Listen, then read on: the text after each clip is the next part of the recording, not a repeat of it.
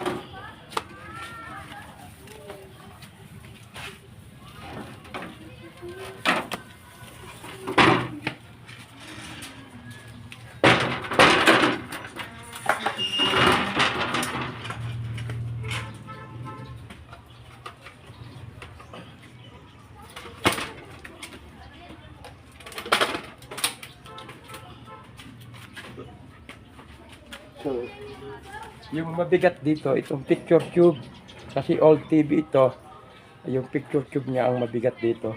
So, kinalawang na yung mga tornilyo, kaya ginamitan ko ng grinder.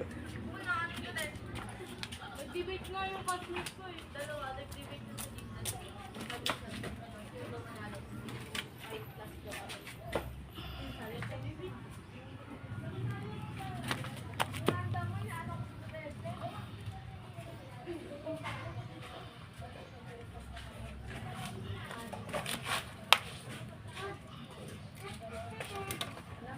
Oh, presidente, kaupan mo.